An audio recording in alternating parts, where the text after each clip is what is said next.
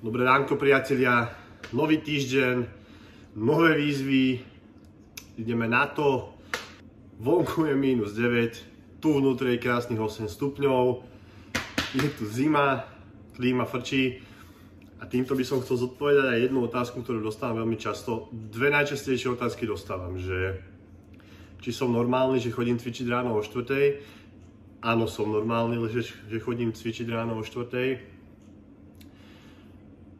Proste, keď chcem cvičiť, tak musím chodiť cvičiť takto, pretože po obede chcem tráviť čas s malým mojím synom a s mojou priateľkou. Chcem jej pomôcť čo najviac, čo to ide, takže to je dôvod, prečo chodím cvičiť o 4 ráno a áno, je to úplne v poriadku. A druhá otázka, ktorú dostávam veľmi často je, že či nosím legíny.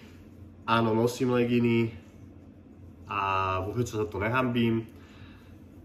A tí, ktorí si myslia, že chodí cvičiť ráno o 4, keď tu je 8-10 stupňov a že by som si dal nejaké voľné tepláky alebo že by som si dal kraťase, tak to nepripadá v úvahu, pretože je dosť dôležité byť v teple a tie legíny si tú robotu spravia a je to super. To super. Tí, čo chodíte cvičiť a chcete mať telo v teple, tak si dajte tie legíny na seba. Uvidíte, že to je dobré.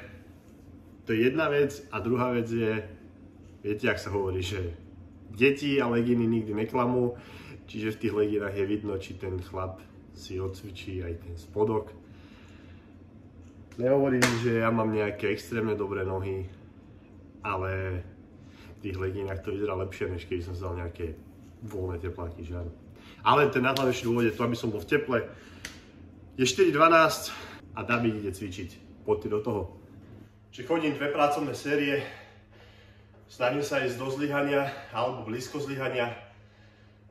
To znamená, že keď sa držím v tom rozmedzi opakovaní 6 až 10, tak vždy to posledné je dotlačené len tak, alebo dotiahnuté len tak. A každú pracovnú sériu, ktorú idem, tak nikdy tá pracovná séria není rovnaká. To znamená, vždy sa snažím niečo zmeniť. To znamená, ako pri tomto cviku, dajme tomu, že prvá pracovná séria bola s takýmto náklom lavičky a druhú pracovnú sériu si lavičku trošku podvihnem hore a tak sa snažím chodiť pri všetkých cvikoch, čo sa týka pracovných sérií. Tie sú vždy 2 pracovné, plus je tam nejaká 1 alebo 2 taká rozohrievacia alebo pumpovacia. Čiže takto nejako sa snažím fungovať pri tréningoch. Mne to vyhovuje, ale hovorím, cvičím tak ja.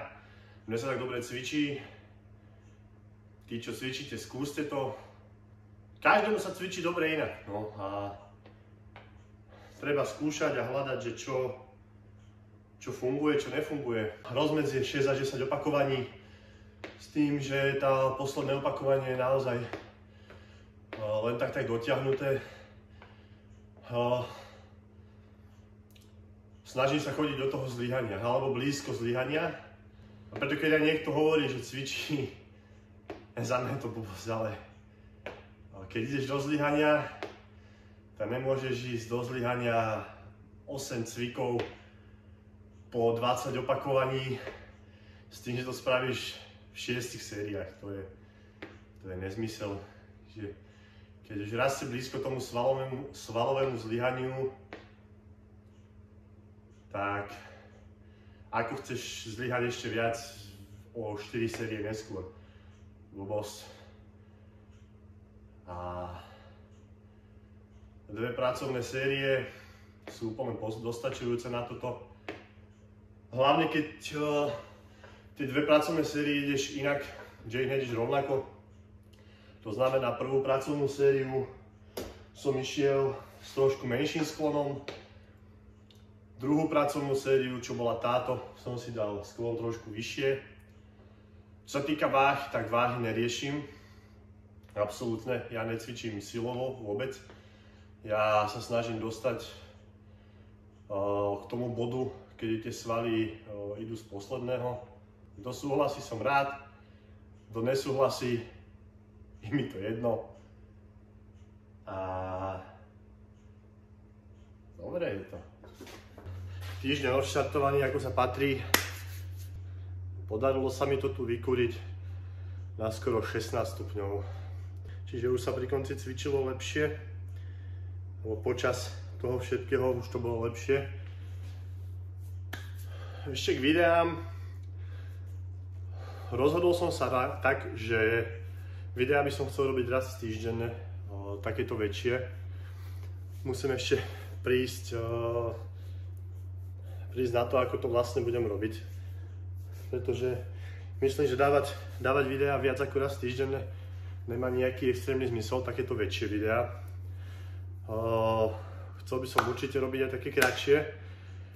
Začal tými shortami, ktoré boli viac na takú zábavnú stránku, avšak chcel by som robiť také kratšie videá aj kvázi edukatívne, alebo nie na tú zábavnú formu, čo ma určite bude baviť.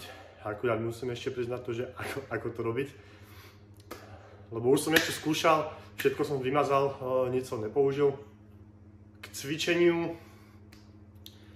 bolo to fajn, je to fajn, tieto posledné týždne ma to motivuje. Hlavne tieto videá, že pre vás robím, pre seba robím tieto videá hlavne. To, že to má nejaké pozretia, že to má nejaké lajky, dokonca aj zdieľania, za čo som extrémne vďačný, tak to je len také plus, taká pridaná hodnota k tomu všetkému. Veľmi ma to podporuje a budem rád fakt za každý like, za každé zdieľanie, za každý odber. Pomaličky to rastie. Inak popravde som aj nečakal, že by to takto nejako ma mohlo chytiť. Išlo mi hlavne o to namotivovať sa, čo sa, chvála Bohu, podarilo. Drží ma to a viem, že ma to aj držať bude, pretože ma to začalo baviť. Len musím prísť na to, ako robiť tie videá tak, aby vás to bavilo, aby to nebolo jednotvárne a aby to nebolo len o tom, že prídem, odcvičím, hotovo. Čiže pracujem na tom, aby to bolo pozerateľné, aby to bolo počúvateľné, aby bola čo najväčšia kvalita, aká ide. A veľmi pekne vám ďakujem. Sme v tom spolu a verím, že v tom spolu aj zostaneme. Čo sa týka dnešného tréningu, bolo to nejakých 53 minút. Odcvičené, čo som chcel. Napumpované, čo som chcel. Čiže týždeň odštartovaný. Tento týždeň ešte 3-krát, čiže dokopy 4-krát. Verím tomu, že tie výsledky za chvíľku prídu a že budem na leto vyzerať tak, aby som sa nemusel hanbiť za seba. Aby sa za mňa nemusela hanbiť priateľka. Že? Hovorím, ideme, cvičíme. Ďakujem vám ešte raz. Držte sa, cvičte, lajkujte, komentujte, zdieľajte.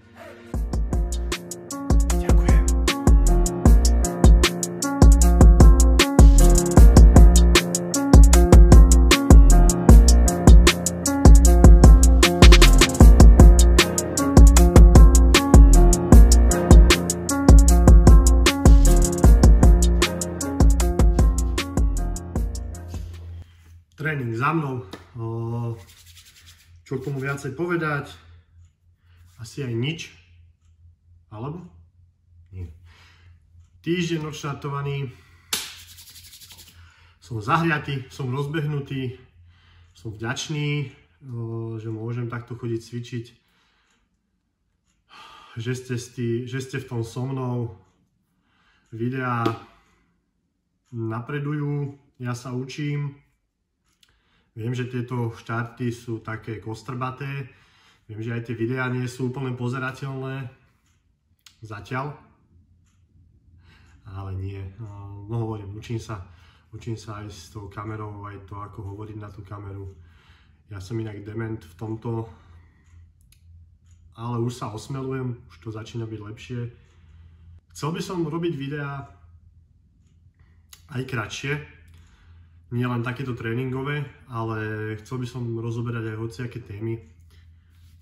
už som ho aj začal, len som aj rýchlo skončil, lebo to akože pokiaľ by ste nechceli utrpeť nejakú psychickú újmu z toho pozerania, tak to by ste fakt nechceli vidieť. Musím prísť na to, ako to spraviť, aby to bolo naozaj pozerateľné.